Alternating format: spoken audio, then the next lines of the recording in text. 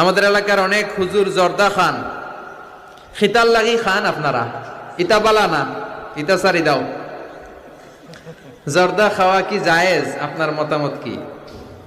Doctor Zakir নায়েকের lecture শুনেছিলাম জর্দা তামাক খাওয়া যাবে না, আপনার মতামত জানতে চাই। জি, ডক্টর জাকির নায়েক ঠিকই বলেছেন, জর্দা তামাক খাওয়া যাবে না।